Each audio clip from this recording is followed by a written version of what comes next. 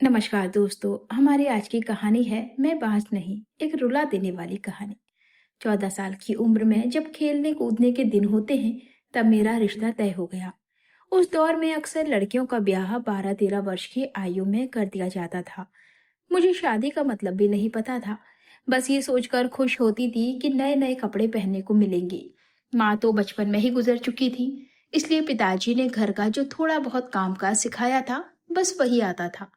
शादी का दिन आया और सभी रस्मों के बाद विदाई का वक्त भी आ गया। रोते रोते डोली में बैठकर ससुराल पहुंची। इतनी आलीशान हवेली देखकर मैं मन ही मन बहुत खुश हुई। तभी सासू माँ निर्मला देवी की कड़क आवाज आई, अरे जल्दी से कलश लाओ, बहू आ गई है। मैंने घूंघट की आड़ से अपनी सास को देखा। उनकी आंखों में सख्त मिजाज साफ झलक रहा था। सच मानिए, उन्हें देखकर मैं थोड़ा डर गई थी। सारी रस्में खत्म होते होते रात हो गई। बिस्तर पर लेटते ही मुझे गहरी नींद आ गई। सुबह सुबह नौकरानी ने आकर जगाया कि रसोई बनाने की रस्म है। तैयार होकर मैं रसोई में गई और खीर बनाई। सबने खीर की तारीफ की, लेकिन सासू माँ ने उसमें भी कमी निकाल ही दी। साथ ही हिदायत भी दे दी कि अब बचपन छोड़कर घर का कामकाज सीख लो। 15 दिन बाद मेरे पति सुरेश को हॉस्टल जाना पड़ा, क्योंकि वो तब बीए की पढ़ाई कर रहे थे। खैर, सुरेश चले गए और मैं अपनी सास ससुर के साथ हवेली में अकेली रह गई। बीच बीच में सुरेश चिट्ठी लिखते थे, पर वो चिट्ठी पहले सासू माँ के पास जाती थी, उसके बाद मेरे पास आती थी। कम उम्र होने की वजह से मुझे इन बातों से ज्यादा फर्क नहीं पड़ता था। उन दिनों मेरे अकेलेपन का एक ही साथी था, आम का पेड़। हाँ, वही आम का पेड़ जो हवेली के पीछे वाले आंगन में लगा था। उस पेड़ के नीचे कच्ची मिट्टी का कमरा भी बना हुआ था, लेकिन वो पेड़ कभी फल नहीं देता था। इसलिए हवेली के सभी लोग उसे बांझ पेड़ कहते थे। पर न जाने क्यों मुझे उस पेड़ से बहुत लगाव था। जब काम से फुर्सत मिलती तो मैं उसी पेड़ के नीचे जाकर बैठ जाती। उसे देखते ही मेरी सारी थकान मिट जाती थी। 2 साल बीत गए और मैं 16 साल की हो गई। सुरेश की भी स्नातक की पढ़ाई पूरी हो गई थी और आज वो वापस घर आ रहे थे। सासू माँ सुबह से ही तैयारियों में लगी हुई थी और खुद रसोई में जाकर सब देख रेख कर रही थी। मैं भी बहुत खुश थी कि अब मुझे अकेले नहीं रहना पड़ेगा। मेरे चेहरे की खुशी सासू माँ से छिपी ना रह सकी। तभी उन्होंने कहा, जा अपनी नजर उतरवा ले, सुरेश आ गया है। हवेली की हलचल से सुरेश के आने का पता चल गया। आते ही सुरेश ने मुझे एक सुंदर लाल साड़ी तोहफे में दी। पर मेरे लिए तो उनका वापस आना ही सबसे बड़ा उपहार था। हमने ढेर सारी बातें की, जिनमें कुछ शिकायतें थीं और बहुत सारा प्यार। समय बीतता गया और 2 साल कैसे निकल गए पता ही नहीं चला। सुरेश और मैं एक दूसरे के साथ बहुत खुश थे। फिर एक दिन अचानक खबर आई कि मेरे पिताजी बहुत बीमार हैं। सुरेश मुझे तुरंत मेरे मायके ले गए। पिताजी मुझे देखकर बहुत खुश हुए, मानो सिर्फ मेरे लिए ही अपनी सांसों को रोके हुए थे। फिर मेरा हाथ सुरेश के हाथ में सौंपकर वे हमेशा के लिए इस दुनिया से विदा हो गए। नम आंखों से मैंने अपने पिता को अंतिम विदाई दी। अब मेरा सब कुछ सुरेश और उनका परिवार ही था। समय गुजरता गया। सुरेश ने वकालत की पढ़ाई भी पूरी कर ली और वे सरकारी वकील बन गए। पर ईश्वर ने मुझे अभी तक संतान का सुख नहीं दिया था। शुरुआत में तो सासू माँ थोड़ा बहुत बोलती थी, पर धीरे धीरे उनका रुख बहुत कठोर होता गया। पूरे गांव में ये बात फैल गई कि हवेली की बहू बांझ है। लोग जब ताने मारते तो मेरा दिल छलनी हो जाता। मैं किसी से कुछ नहीं कह पाती थी, बस आंसुओं से अपना दिल हल्का कर लेती थी। सुरेश मुझे दिलासा तो देते थे, लेकिन लोगों का व्यवहार मुझे अंदर ही अंदर खोखला कर रहा था। मेरी उम्र ही क्या थी, सिर्फ 19 साल, और लोगों ने मुझे कमजोर समझ लिया था। मैं बचपन से ही दुबली पतली थी और माँ के ना होने के कारण सही से देखभाल भी नहीं हो पाई थी। एक दिन जब सुरेश दोपहर के खाने पर घर आए, तो सासू माँ ने फरमान सुना दिया, हम सुरेश की दूसरी शादी करेंगे।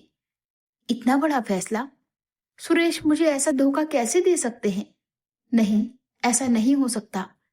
रात को कमरे में मैंने सुरेश से पूछा, सुरेश, बत्ती बुझा दीजिए, मुझे बात करनी है। सुरेश ने थके हुए स्वर में कहा, सरिता, मुझे सोने दो, मैं बहुत थक गया हूं। मैंने पूछा, सुरेश, क्या आप सच में दूसरी शादी करेंगे? सुरेश चिढ़कर बोले, सरिता, मैंने कहा ना मुझे सोने दो। मैं तुम सब लोगों की चिक चिक से परेशान हो गया हूँ। एक तरफ माँ है और दूसरी तरफ तुम। मन करता है आत्महत्या कर लूं। नहीं सुरेश, ऐसा मत कहिए। मैंने तुरंत उनके मुंह पर हाथ रख दिया। आपके अलावा मेरा इस दुनिया में कौन है? मैं करवट लेकर पूरी रात आंसू बहाती रही। जब सुबह उठी तो एक ऐसी टूटी हुई औरत बन चुकी थी जो मजबूरी में हर परिस्थिति से समझौता कर लेती है। पूरी रात मैं यही सोचती रही कि शायद सुरेश ने भी दूसरी शादी के लिए मौन सहमति दे दी है। पर मुझे क्या मालूम था कि उनकी माँ ने उन्हें किस हद तक मजबूर कर दिया था। 1 महीने के भीतर ही सुरेश की दूसरी शादी वंदना से हो गई। वंदना सासू माँ के दूर के रिश्तेदार की बेटी थी। शादी के दिन सासू माँ ने हाथ नचाते हुए मुझसे कहा, सरिता, अपना सामान उस पीछे वाले मिट्टी के कमरे में रख ले। आज से वंदना इस कमरे में सुरेश के साथ रहेगी। दिल ने कहा, मैं ये कमरा कैसे छोड़ दूं? ये मेरा कमरा है। पर फिर ख्याल आया कि जब ब्याह कर लाने वाला पति ही मेरा ना रहा तो इस कमरे पर मेरा क्या हक। आंखों में आंसुओं का सैलाब उमड़ पड़ा। मैं सिंदूर की डिब्बी और कुछ कपड़े लेकर उसी पीछे वाले कच्चे कमरे की तरफ बढ़ गई। सामान एक कोने में रखकर मैं खिड़की के पास बैठ गई और उस आम के पेड़ को निहारने लगी। किस्मत का खेल देखिए, आज मेरी हालत भी इस पेड़ जैसी ही हो गई थी, अकेली और बेसहारा। मैंने मन ही मन सोचा, जैसे ये पेड़ अब तक अपने अस्तित्व को बचाए हुए है, क्या मैं भी इसकी तरह अडिग रह सकूंगी या किसी कमजोर बेल की तरह मुरझाकर अपना अस्तित्व खो दूंगी? नहीं, ऐसा नहीं होगा। मैं मजबूत बनूंगी। जब ये बेजुबान पेड़ सब सहकर भी खड़ा रह सकता है तो मैं क्यों नहीं? अपने विचारों से बाहर आकर मैंने खुद को संभाला और हर स्थिति का सामना करने के लिए तैयार किया। दिन गुजरते गए। मैंने खुद को घर के कामों में व्यस्त कर लिया। अपनी कोठरी के आसपास ढेरों पौधे लगाए और उनकी देखभाल करने लगी। साथ ही उस बांझ आम के पेड़ की खास देखभाल करती। वंदना एक समझदार लड़की थी। वो जब भी मुझसे बात करने आती, सासू माँ किसी न किसी बहाने उसे बुला लेती। सुरेश पहले से ज्यादा व्यस्त रहने लगे थे। वे मुझसे बात तो करते, पर उनकी आंखों में हमेशा एक पछतावा दिखता था। शायद मेरी हालत देखकर उन्हें बुरा लगता था, पर अपनी माँ के खिलाफ जाने की हिम्मत उनमें नहीं थी। वंदना के दिन खुशी से कट रहे थे और मेरे दिन बस गुजर रहे थे। देखते ही देखते वो दिन भी आ गया जब वंदना ने माँ बनने की खुशखबरी दी। पूरी हवेली में त्योहार जैसा माहौल हो गया। नौकरों में तोहफे बांटे गए। मैं भी खुश थी कि चलो घर में एक नया मेहमान आएगा। लेकिन वंदना बहुत कमजोर थी और उसकी उम्र भी सिर्फ 16 साल थी। गर्भावस्था में उसे बहुत तकलीफ होती थी।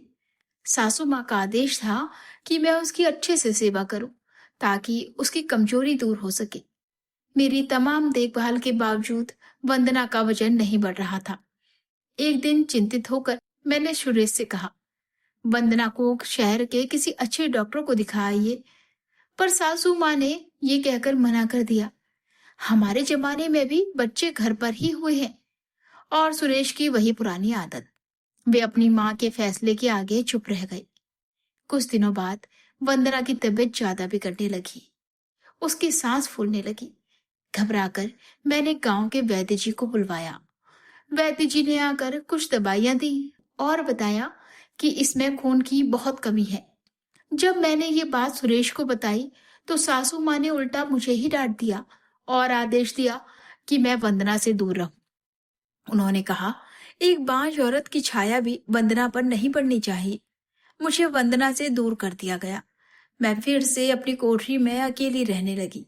सच कहूं तो मैं अंदर से डर भी गई थी कि कहीं सचमुच मेरी वजह से वंदना को कुछ हो ना जाए। कुछ दिनों बाद आधी रात को नौकरों के शोर शराबे से मेरी नींद खुली। मैं आंगन की तरफ भागी तो देखा कि वंदना को प्रसव पीड़ा शुरू हो गई थी। गांव की दाइयों को बुलवाया गया। पूरी हवेली में अफरा तफरी का माहौल था। मैंने सुरेश की तरफ देखा। वे बहुत डरे हुए लग रहे थे।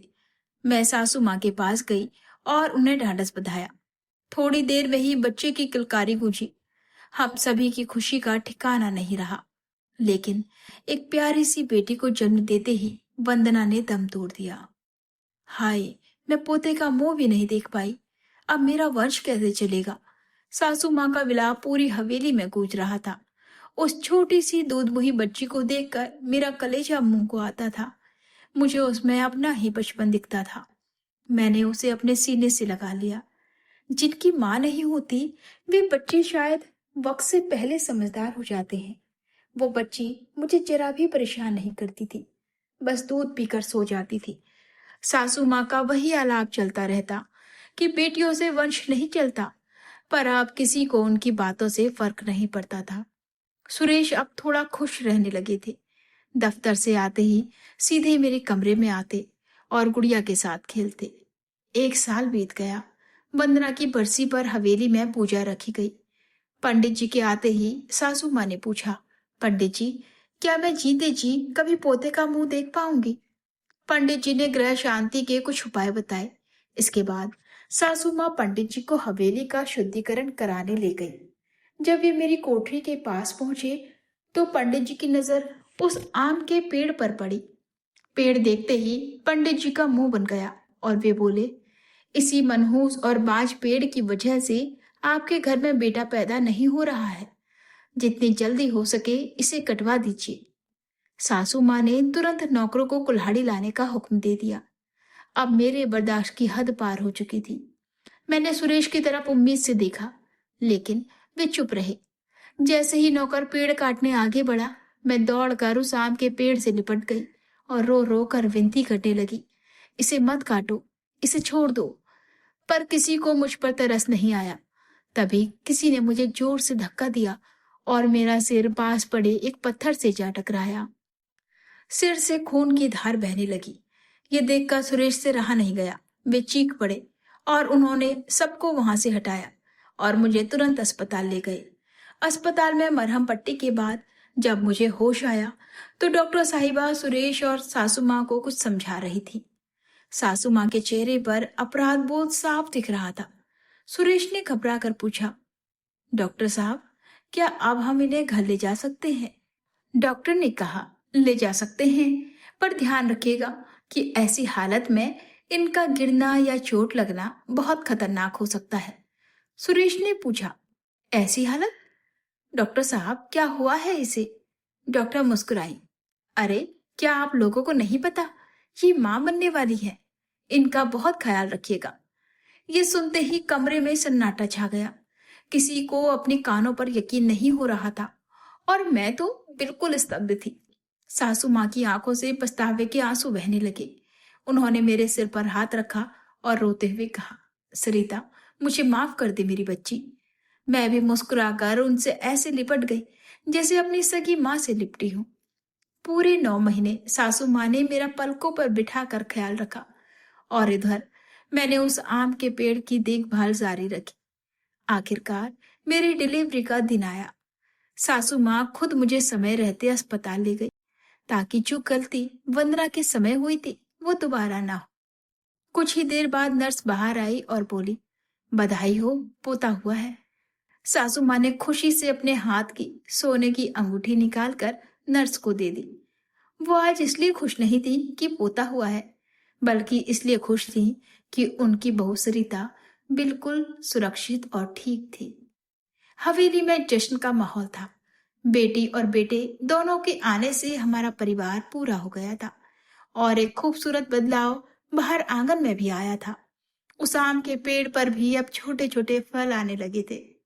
दोस्तों, समाज में अक्सर कमजोरी या निसंतानता का सारा दोष महिलाओं पर मढ़ दिया जाता है, जबकि सच्चाई ये है कि सही पोषण, मानसिक शांति, प्रेम और सही समय की आवश्यकता हर जीव को होती है।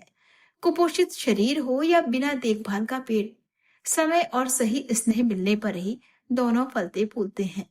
धैर्य और आत्मविश्वास ही हर विषम परिस्थिति से पार पाने की सबसे बड़ी ताकत है। क्या आपको लगता है सासू माँ का वंश के नाम पर सुरेश की दूसरी शादी करवाना सही फैसला था? यदि सुरेश शुरुआत में ही अपनी माँ की गलत बातों का विरोध करते तो क्या वंदना की जान बचाई जा सकती थी? आप इस पर क्या राय रखते हैं? दोस्तों, ये कहानी हमें सिखाती है कि वक्त से पहले और किस्मत से ज्यादा किसी को कुछ नहीं मिलता। सरिता का धैर्य और उसका विश्वास ही उसकी सबसे बड़ी ताकत बना। अगर आपको सरिता के संघर्ष और इस भावुक कहानी ने छुआ हो, तो इस कहानी को अपने दोस्तों और परिवार के साथ शेयर जरूर करें। अपनी राय कमेंट बॉक्स में लिखना ना भूलें। तो दोस्तों, मिलते हैं जल्द ही एक और नई कहानी के साथ। तब तक अपना और अपनों का ख्याल रखें। धन्यवाद।